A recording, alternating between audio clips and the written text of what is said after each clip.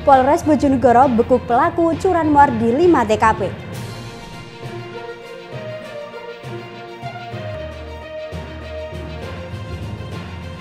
Satpam di Tuban ditemukan tewas membusuk di dalam rumah.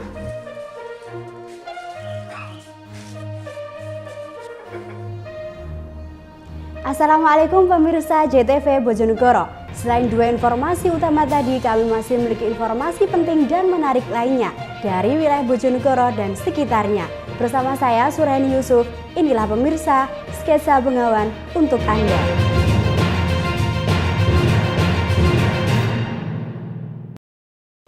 Pemirsa, kita awali informasi yang pertama.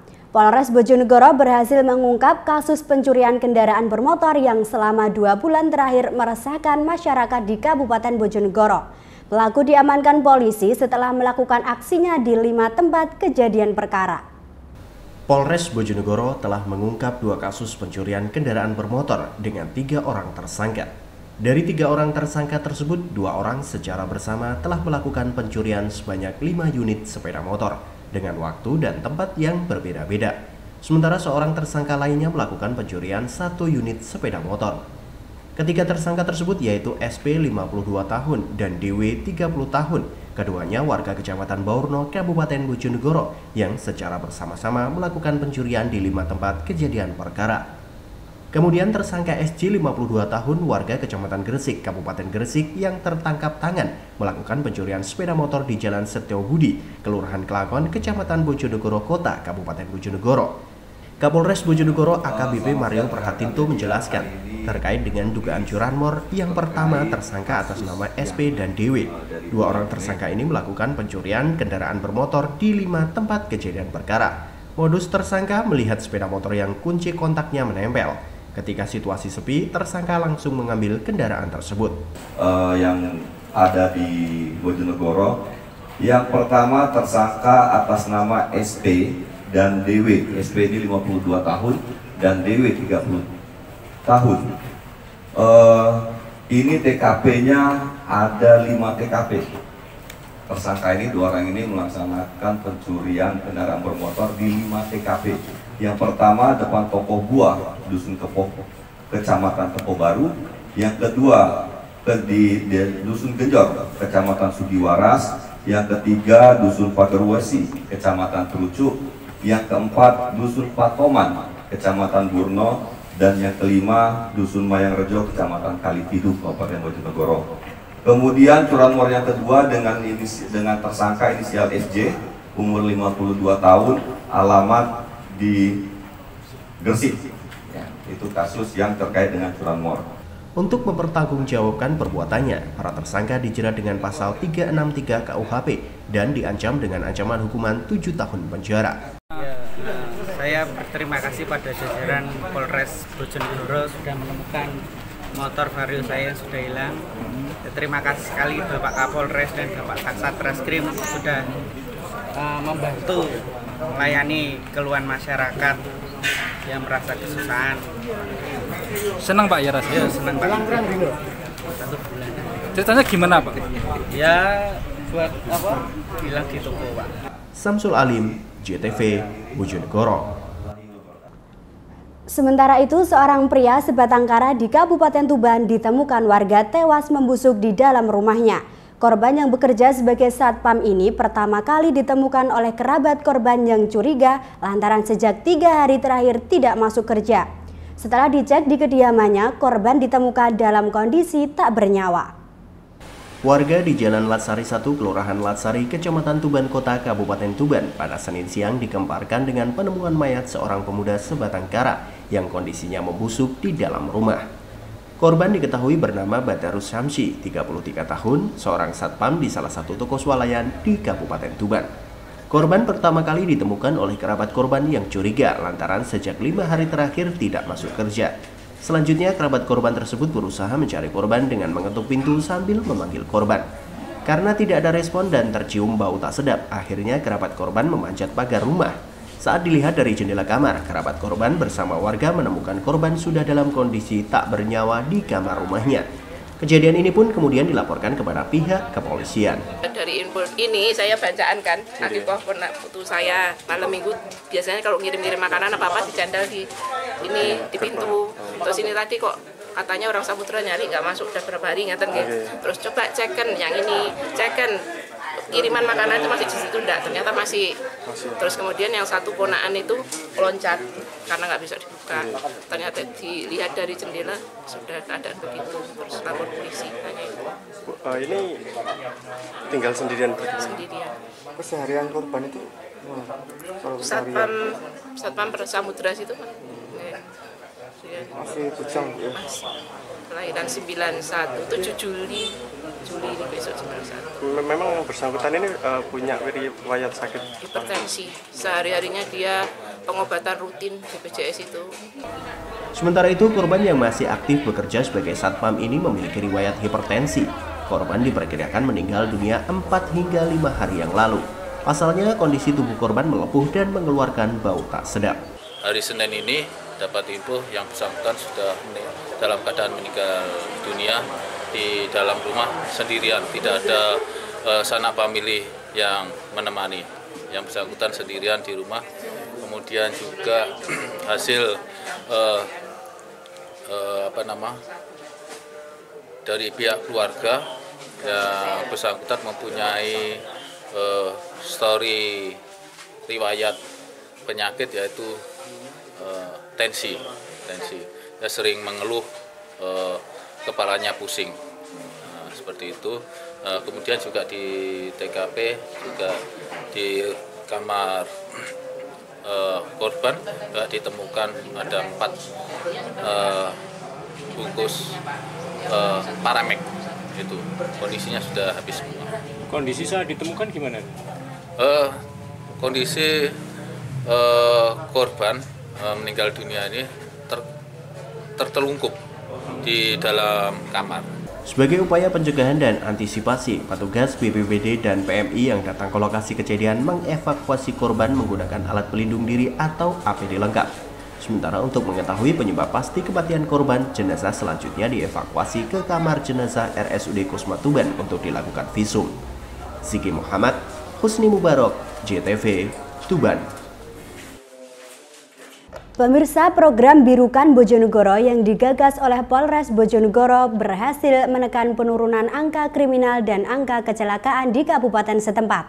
Pada 2024 berjalan ini, angka laka lantas di Bojonegoro turun 300%, sedangkan kejahatan turun 42,1%. Dalam rangka menjaga Kamtibmas di Kabupaten Bojonegoro, Polres Bojonegoro terus berupaya memberikan kenyamanan serta keamanan bagi masyarakat.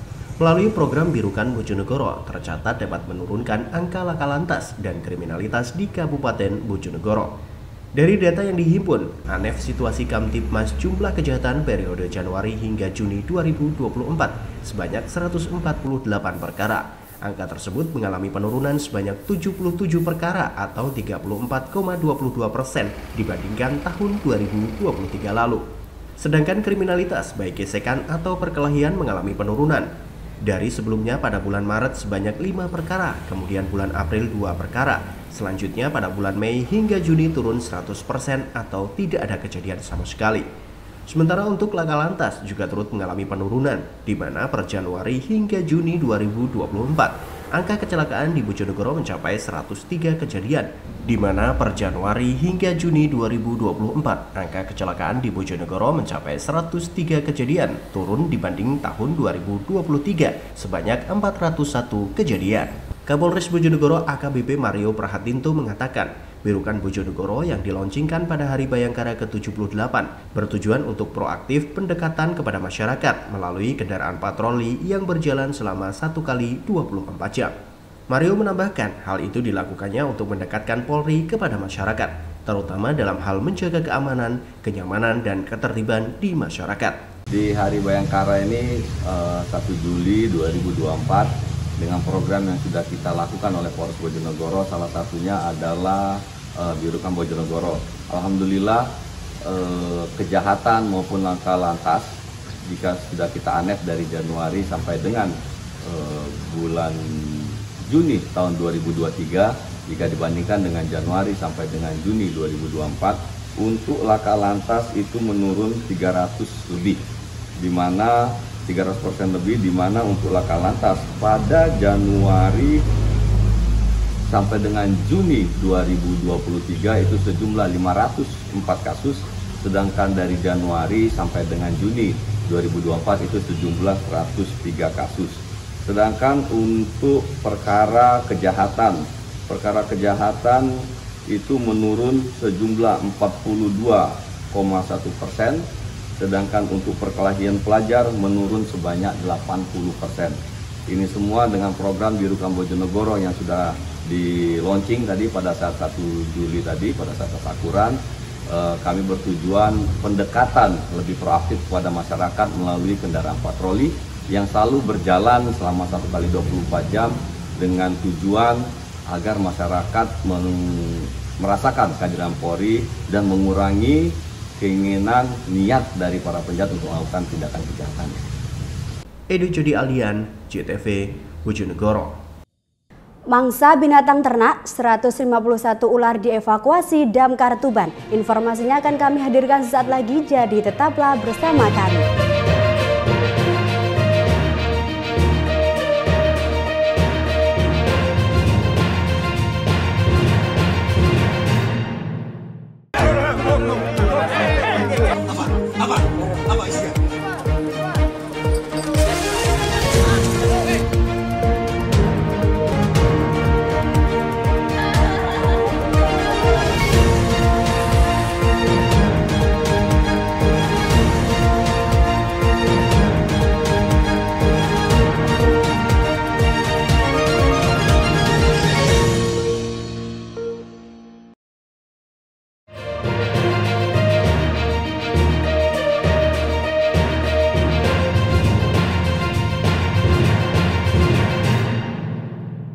Terima kasih pemirsa, Anda masih di Sketsa Bengawan. Pemukiman warga Kabupaten Tuban kembali diteror sejumlah ular berukuran besar. Seekor ular jenis piton sepanjang 4 meter masuk ke pekarangan rumah dan bersembunyi di dekat kolam ikan. Proses penangkapan berlangsung menegangkan. Hewan melilit itu terus berontak dan berusaha melawan sehingga menyulitkan petugas.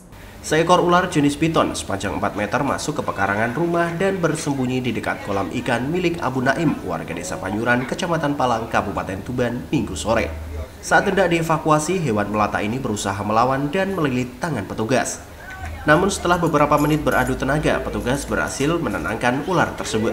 Karena dapat membahayakan anak-anak, akhirnya petugas pemadam kebakaran mengevakuasi ular besar tersebut dengan memasukkannya ke dalam karung, untuk kemudian dibawa ke kantor dinas Satpol PP dan Damkar Kabupaten Tuban. Menurut Kepala Bidang Pemadam Kebakaran Kantor Satpol PP dan Damkar Tuban Sutaji, kemunculan ular besar di pemukiman warga ini cukup meresahkan warga. Tak hanya terlihat lewat, ular juga kerap menyatroni kandang ternak dan rumah-rumah warga. Bahkan sejumlah hewan ternak dilaporkan hilang, seperti ayam dan unggas. Terhitung sejak awal bulan Januari 2024 hingga kini, sudah ada sedikitnya 151 ular jenis piton dan kobra berhasil ditangkap petugas Damkar Tuban. Ya, kemarin kami mendapat laporan dari warga Panyuran bahwa di kolam renangnya ada ular jenis piton. Mendapati laporan tersebut, kami bergegas ke lokasi dan teman-teman berhasil dalam waktu cepat mengevakuasi ular tersebut. Itu ukuran berapa dan sekitar panjangnya 3 meter lebih, 3,5. Itu posisinya tepat berada di mana nih ularnya? Iya, posisinya mau masuk kolam. Jadi sebelum masuk kolam, jadi ketangkapnya di luar kolam, mau masuk ke dalam kolam. Dan dalam 1 bulan terakhir ini, dalam per Januari ini sudah berapa ular yang diamankan? Sampai hari ini kami sudah berhasil mengevakuasi sejumlah 151 ular jenis piton dan kobra, tapi paling banyak di ular pitonnya. Itu jenis piton kan ya? Piton. Terus itu sekarang diapakan ya ular-ular? Sekarang ditaruh di kandang Mako Damkar. Untuk rencananya? Rencananya nanti tetap kita akan koordinasi sama BKSDA. Kemudian juga kita menjalin komunikasi sama perhutani terkait dengan untuk mengembalikan ke habitatnya biar ekosistem di hutan, ekosistem di lahan-lahan tertentu ini bisa terjaga. Untuk sementara puluhan ular yang tertangkap di karantina dalam sangkar besar di kantor Damkar Kabupaten Tuban. Ular tersebut rencananya akan dilepaskan kembali secara bertahap ke habitatnya di kawasan hutan. Ziki Muhammad, Husni Mubarok, JTV, Tuban. Sementara itu, tanggul dam Sungai Kedung Putri, Kecamatan Paron, Ngawi ambrol. Ambrolnya tanggul dam itu akibat tak mampu menahan derasnya air banjir kiriman dari pegunungan setempat. Salah satu tiang listrik juga roboh akibat ambrolnya tanggul dam itu. Dalam video warga memperlihatkan tanggul dam sungai di Desa Kedung Putri, Kecamatan Paron, Kabupaten Ngawi jebol setelah tak kuat menahan derasnya air banjir kiriman dari pegunungan setempat pada Jumat 28 Juni kemarin. Derasnya banjir juga mengakibatkan tebing tanggul sepanjang 20 meter lebih di dekat tanggul longsor ke sungai. Nampak longsor disertai dengan pohon tumbang. Tak hanya pohon, tiang listrik pun ikut roboh ke sungai. Akibat kejadian itu, ratusan hektar lebih sawah petani di 4 desa di kecamatan itu terancam kekurangan air. Selain itu juga, jika musim penghujan datang, warga di sekitar dam khawatir akan terjadinya banjir. Perangkat Desa Kedung Putri Sukiman menjelaskan, ambrolnya tanggul di dam tersebut karena tergerus banjir kiriman yang terjadi Jumat lalu. Awalnya sudah mulai terjadi kerusakan, selanjutnya dilakukan perbaikan oleh masyarakat dan pihak desa. Namun tanggul sementara yang dibuat dari batu bronjong dan tumpukan karung pasir itu tidak bertahan lama dan kembali jebol saat diterjang banjir. Ya hujan, pertamanya banjir, setelah banjir demi sedikit tidak segera teratasi, akhirnya sudah jebol, banjirnya makin terus, ya sudah sampai panjang sekitar sini kita ada 15 meter itu. Setelah 15 meter itu belum teratasi, ya airnya makin deras lah. Terus akhirnya karena ini bendungan untuk pengairan pertanian tidak bisa. Lah terus ada banjir sebetulnya kecil kok, belum besar, kecil karena banjir itu bisa melubari, mengebaki bendungan ini. Ya sudah akhirnya jebol, yang bagian sebelah barat bronjong itu. Pak, ada 5 meteran itu. 50 apa meter? Nah, totalnya menjadi 50 meter. Total yang longsor ada berapa, Pak? Total 50 meter. Ya. Tapi pertamanya itu yang kecil itu ya 5 meteran, akhirnya makin meluas loh. Kalau kedalaman berapa? 5 meter, tingginya berapa yang longsor? Tingginya ada 4 meter, 5 meter? Ya ada 5 meter ada itu. Ada 5 meter. Ya dampaknya kalau tidak diperbaiki, satu, longsor otomatis tanah itu karena tidak bisa ke sana, akhirnya masuknya ke sini. Makin tidak diperbaiki, banjir besar, ya sudah masyarakat yang kena. Saat ini masyarakat hanya bisa berharap kepada pemerintah segera ada perbaikan tanggul dam yang ambrol sebelum memasuki musim penghujan. Karena jika tidak segera diperbaiki, ambrolnya tanggul bisa lebih parah lagi. Selain itu, petani tidak dapat memenuhi pasokan air serta khawatir terjadinya bencana banjir. Ito Wahyu, JTV, Ngawi. Pemirsa, Badan Pengawas Pemilu Bawaslu Ngawi melakukan pengawasan melekat dalam pelaksanaan pencocokan dan penelitian coklit data pemilih Pilkada 2024. Bawaslu juga melakukan pemetaan kerawanan terutama wilayah yang berbatasan dengan kabupaten lain. Bawaslu Kabupaten Ngawi memastikan melakukan pengawasan melekat terhadap petugas pemutakhiran data pemilih atau Pantarlih dalam pelaksanaan pencocokan dan penelitian atau coklit data pemilih dalam Pilkada 2024. Ketua Bawaslu Ngawi, Yohanes Pradana Vidya Kusdanarko menjelaskan, selain pengawasan melekat juga dilakukan pengawasan dengan uji petik, yakni melakukan sampling pengecekan terhadap rumah pemilik yang sudah dilakukan coklit. Menurutnya, dalam pemetaan kerawanan pelaksanaan coklit saat ini sebatas kerawanan karena faktor atau letak geografis calon pemilih yang cenderung ada di wilayah perbukitan. Selain itu juga kerawanan terhadap daerah perbatasan dengan kabupaten lain, sehingga diperlukan ketelitian oleh petugas Pantarlih dan pengawas baik yang ada di tingkat kecamatan serta di desa dan kelurahan. Yohanes juga menambahkan, diharapkan petugas Bawaslu yang di lapangan terus mengawal terhadap pelaksanaan coklit hingga batas akhir nanti di tanggal 24 Juli mendatang. Bawaslu dan jajaran akan melakukan pengawasan atas proses coklit atau mutarlih di setiap wilayah masing-masing. Kalau hasil pemetaan sementara ada nggak beberapa daerah rawan yang secara geografis maupun rawan secara nanti waktu pelaksanaan coklit, Pak?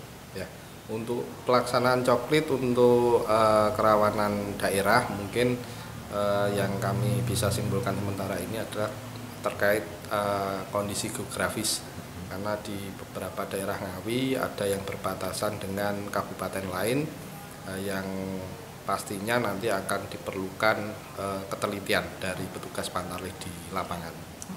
Untuk metode sendiri nanti seperti apa?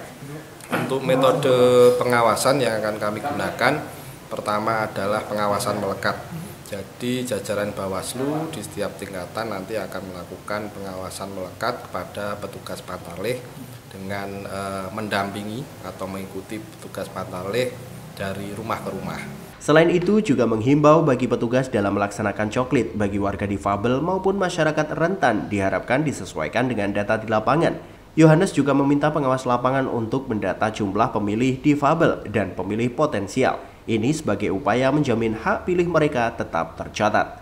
Ito Wahyu, CTV, Ngawi. Puluhan hektar lahan kilang minyak GRR Tuban kembali terbakar. Informasi akan kami hadirkan saat lagi, jadi tetaplah di Sketsa Bengawan.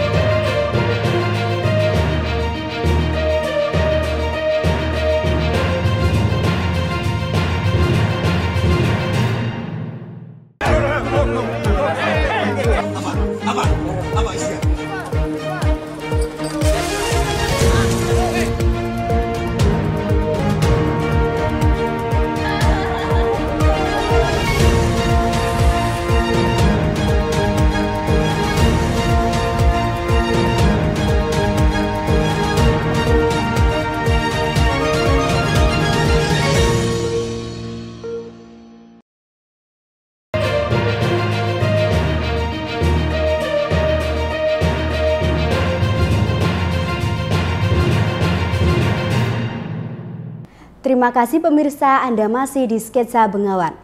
Kebakaran kembali terjadi di lahan kilang minyak Pertamina Kabupaten Tuban. Petugas pemadam kebakaran melakukan upaya pendinginan guna mencegah munculnya titik api baru. Kencangnya angin membuat api terus menyebar.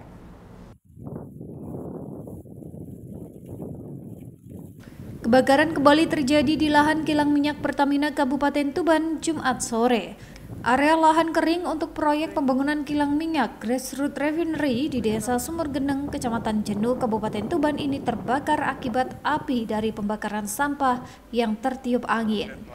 Guna mencegah munculnya titik api baru, kini petugas pemadam kebakaran bersama TNI Polri dan sejumlah pihak terkait masih melakukan pembasahan.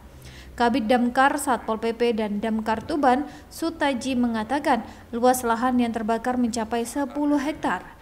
Sebanyak 3 mobil pemadam dan 2 mobil bantuan dikerahkan ke lokasi kejadian. Setelah 4 jam melakukan pembasahan, akhirnya api bisa dipadamkan. Menurut keterangan petugas keamanan setempat, kebakaran ini terjadi akibat pembakaran sampah yang ditinggal dan kemudian tertiup angin kencang hingga mengenai rumput kering di sekitar lahan. Iya, kami tadi menerima laporan dari pihak GRR Rusnef bahwa telah terjadi kebakaran lahan di lokasi GRR. Setelah menerima laporan tersebut, tim kami dari Mako segera bergerak menuju lokasi. Kami kirimkan 3 armada fire untuk memadamkan api di lokasi. Itu butuh berapa lama untuk sampai api padam? Kami menerima laporan itu jam 1:30 lebih, sekitar 13.40. Kemudian belum sampai jam 2, sekitar 13.55 kita sampai lokasi, kemudian berhasil memadamkan api sekitaran 3:30 setelah sholat asar. Dan itu untuk luasan yang terbakar apa? Berapa? Luasan sekitar 10 hektar. Jadi panjang lebarnya sekitar 1,5 kilo, kemudian di lebar 1 kilo. Jadi hampir 10 hektar lebih. Itu untuk sementara dugaan penyebabnya apa sih? Menurut informasi dari pihak GRR itu ada seorang yang membakar sampah di sekitar situ, kemudian ditinggal, dan karena angin kenceng pembakaran sampah tersebut melebar kemana-mana karena juga rumputnya kering di sana. Dan ini lokasi yang sama dengan kebakaran yang sebelumnya itu? Iya, hampir lokasi di titik yang sama. Sebelumnya pada bulan September 2023 lalu, lahan seluas 155 hektar yang akan digunakan untuk pembangunan kilang ini juga terbakar. Akibat tumpukan kayu jati utuh bekas hutan yang dibersihkan hangus terbakar. Kebakaran tersebut ditaksir menyebabkan kerugian hingga 70 miliar rupiah. Ziki Muhammad, Husni Mubarak, JTV, Tuban. Sementara itu, memasuki jadwal liburan sekolah, jumlah kunjungan wisata religi Gus Dur di Kabupaten Jombang membludak. Tidak hanya rombongan sekolah, banyak orang tua yang mengajak anak-anaknya menikmati wisata sambil berdoa di makam Presiden RI keempat Kiai Haji Abdurrahman Wahid.